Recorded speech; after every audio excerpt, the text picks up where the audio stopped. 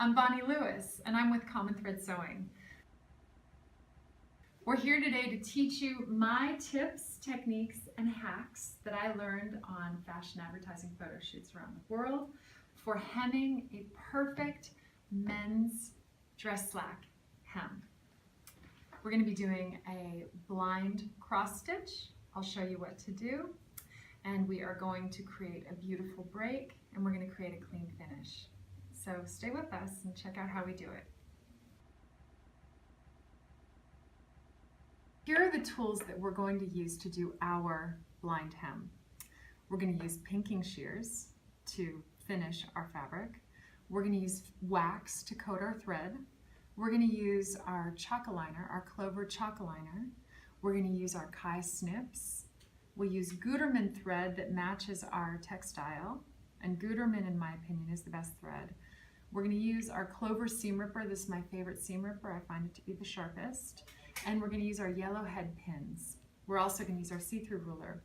Now, if you need to get any of these supplies, we do sell these on our website, and they're, oh, thank you, of course. We need a hand stitching needle to do our hand stitched hem.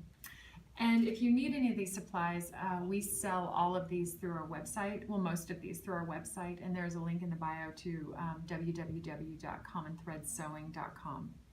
So today, we're gonna hem my husband Brian's brand new Brooks Brothers dress slacks. This is Brian. Hi. We got these as a gift, and we'd like to have them ready for the new year as soon as possible. So you can see here that these are too long. You never want to have a break that looks like a fold. A break should look more like a break.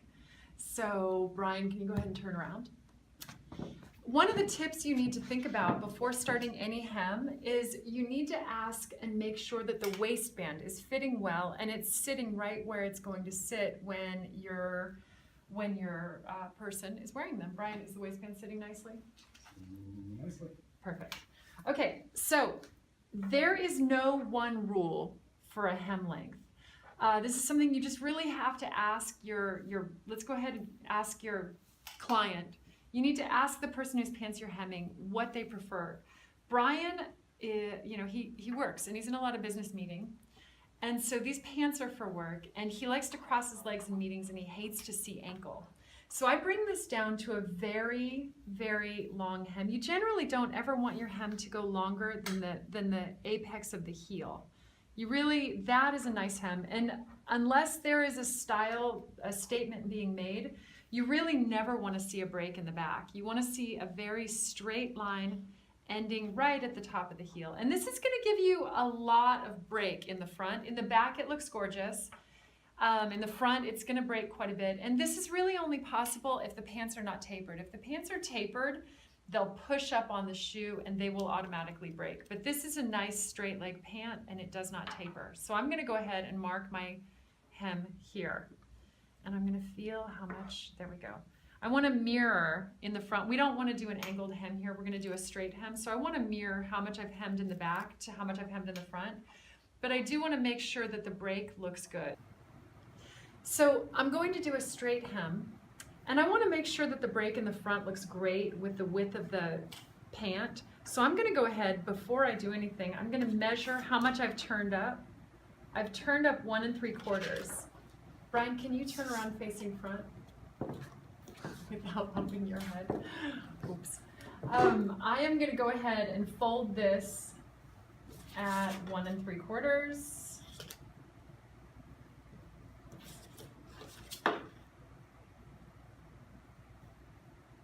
That's good. All right. So another tip that I need to tell you about, you'll be tempted to fold up one hem and call it a day and start working. Did you know that 5% of human beings are actually symmetrical? You really want to go ahead and measure both pant legs. I've had too many times where I've only done one leg, and then the final product, one looks a lot longer than the other. So fold up there. So what I'm doing is I'm just mirroring the measurement at the back to the front, putting a pin in it. And you always want to make sure, although the pant length in the back is the most important, you want to make sure with the person wearing the pants that they like the break that they're looking at. Now, this is my husband, so I know that he would prefer a longer break, maybe even too long of a break, in favor of never seeing his ankles when he sits down. Is that right? I take the advice of my wife. She's a professional tailor. He's a smart man. So we're gonna go ahead. This is probably, but yes, this is probably a little bit deep of a break. In fashion wearing, I might go for something a little lighter, but just knowing the personal taste of Brian, I'm gonna leave it be, and I'm gonna work with that because he's gonna feel great in these. So we have our marked pants, and now I wanna remove the original hem from the pants so that I can make a new hem. So here I have my folded hem with the extra fabric on the inside. I'm going to move my pin to this point. We're going to call this the fold line. This is the bottom of the hem. This will be the ultimate length of your pant. We need to release this so that you can get in there and pluck the original stitch out. So I'm just going to move my pin here. Do not lose that pin because this is what's going to define the length of the pant. Be really careful with this. And I'm going to do it at all points just for security. Now, while I'm doing this, I'm going to point out one tip for measuring the pants hem. You notice that my husband was wearing his dress shoes with his dress pants. Always measure your pants hem length with the type of shoe that your person is going to be wearing it with, because the different types of shoes push up on the pants differently. A sneaker acts with a dress pant much differently than a dress pant. So now I've got my hems marked. I'm going to turn my pant to the inside, and I'm going to take my seam ripper, and I'm just going to very carefully, this is very carefully, because you don't ever want to rip the fabric, the fashion fabric of your garment. I'm going to just pluck the stitch out. There are many, many different ways to do this. I myself like to lovingly go one by one. And I just open it up and grab the stitch, making absolutely sure that I am not plucking any fibers of the pant. So I've taken the original hem out, plucked all the stitches, laid it flat, and I iron it flat because it's a lot easier to measure on a flat surface than it is on a folded surface. I am going to draw our hemline. Where you pinned, the point that you folded the hem at, that bottom point, is the hemline. It's the ultimate length of your pant. And it's really important to draw it in place carefully because you need to respect that line. One of my mantras in sewing is always respect your pins. The human body has so many variations and so many strange asymmetries that I've never gone wrong when I've sewn according to what I pinned. So I'm very careful to mark my pins. Now I can take these pins out. This is going to be the bottom of the pant, but you need a seam allowance to give it a little structure and hold. You always need a seam allowance when you have a hem or a seam. This seam allowance wants to be 1.5 inches. And here I take my Dritz see-through ruler. I line this line up to my drawn line. Yeah, I did both sides. Sometimes I forget if I did both sides. This is a 2-inch ruler. This is 1/2 inch, 1/2 inch, 1/2 inch, 1/2 inch. So for me to get the 1 1/2 inch seam allowance, I line it up right there. And I draw my cut line. I only need to draw my cut line on one side because I'll cut straight through 2 layers. This is my hemline, this is my cut line, and I always mark both of them. It's easy to get lost when you're in the process and forget.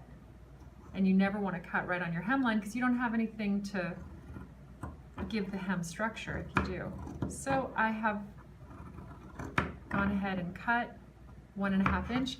I use pinking shears here because when you disrupt the grain of your fabric and give it a little tiny snip on the bias, on the diagonal, you make it so that the fabric won't fray. And you need that to launder your pants or care for them, because in time, a woven fabric loves to fray. In the future, if you enjoy sewing and decide to move forward, and maybe even take a few classes with common thread sewing, we hope, you might want to invest in a serger. It does this finished edge. But for a beginner, a pinking shear on a woven fabric creates a fine edge. At this point, I have turned my pants inside out, and I want to fold my hem up to my hemline. So it's easy because I drew that nice line. I fold it up straight to the hemline. And here I want to start pinning. I want to pin approximately 1/4 of an inch from the top of my cut line. And I want my pins pretty close together because they are going to help me with my line of stitching. This is a little bit more classic of a hem. It's a little bit more fine tailoring. It doesn't take any more time than the blind stitch usually used, but it just makes a more beautiful hem. So I'm going to teach you what I like to do. So my pins are actually giving me the direction that I'll stitch under. Okay, I have this pinned. Now let's wax our thread. So you don't have to wax your thread, but I like to because it keeps my thread from knotting up and frustrating me when I sew with it. It also adds a little extra strength to the thread that you're going to hem your pants with, and that helps because you're going to launder them and use them. I take just a normal tailor's wax. You can also use soap.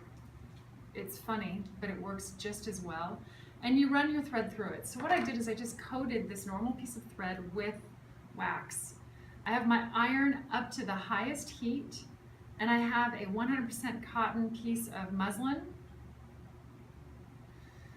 I am going to put my iron on top. I don't think I was very clear about that. I folded my thread into my muslin, put my iron on top of it, and I let it sit there. And now I'm very slowly gonna pull my thread through. Look at how nice and springy that gets. It has a bounce and a body that thread doesn't have. It's no longer flimsy and very thin. It feels more like a wire, but it still behaves like thread, which is perfect for hemming. So there's our first piece. I'm gonna repeat this because I've got 2 hems to do. So if you didn't catch it the first go round, I cut, and you know, I approximate my thread. I've been sewing professionally for about 22 years now.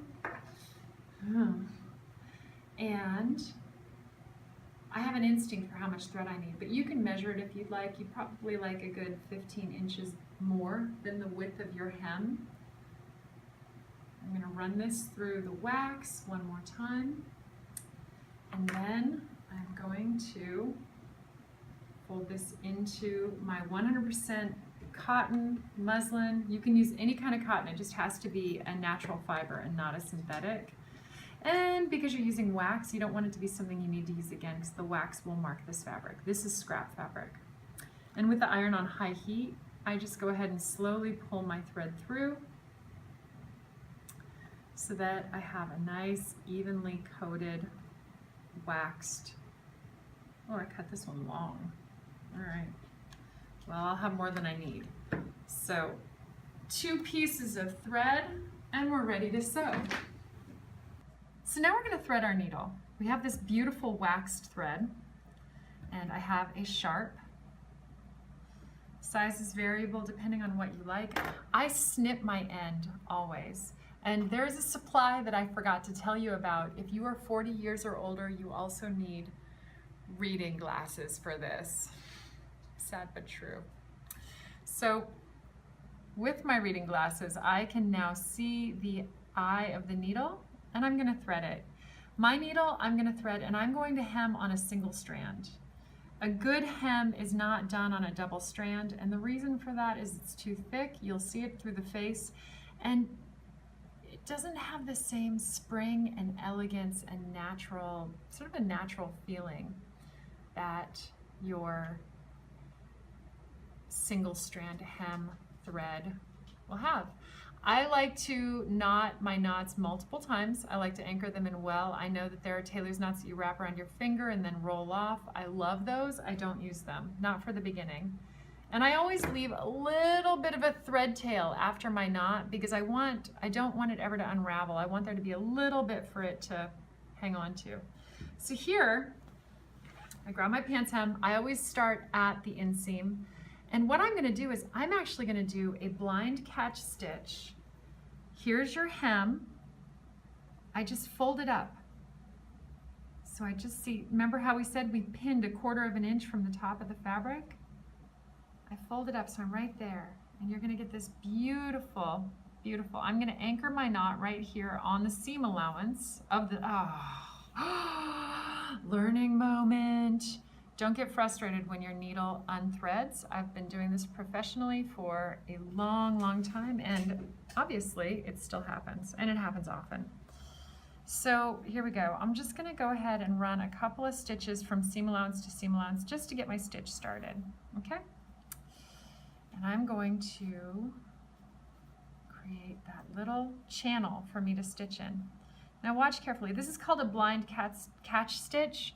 And if you want a beautiful demo of this online, you've got to check out byhandlondon.com. Has a beautiful tutorial on hand stitches, and you want to do the blind catch stitch. The blind catch stitch goes from face to seam allowance to face to seam allowance, only catching one tiny thread at a time because you never want your thread to show through. And I stitch backwards because when I stitch backwards and I direct the thread forwards, I create a beautiful little lock with each stitch that creates the tension of your hem. And I never pull too tight because even though you're only going through one fiber, see, just one tiny fiber, even though you're only going through a tiny fiber of the fabric, the tension of the thread, if you pull it tight, can make little puckers in your hem, and nothing makes a hem. That's on the face fabric, that's how much thread I want to go through. I want to go through one fiber of my garment. And I'm being really careful as I stitch along to keep my stitches even. So I'm going to keep doing this, and I'll come back to you when I've finished my hem. We have hemmed all the way around. You can see our little hem is right there between the face and the seam allowance, and we have confirmed that we've created a beautiful unmarked front. Now I need to tie a knot, and this is where I use a tailor's knot. I go ahead and I poke the nose of my needle with my thread still threaded. I poke the nose of my needle through my fabric, and I wrap the thread around once, twice, 3 times, and I basically pull my thread through and tie a knot. And it's beautiful and strong and clean. If you ever need to see that anywhere else, just Google tailor's knot and you can see it more. But now I take the pins out. So we have a beautiful hem. What you're looking for is no little pucker marks, no little pulls, and you can barely see my drawn hemline, but you know that you hemmed it at just the right spot because there's your line. Now, a hem is never finished. It's never beautiful until it's pressed.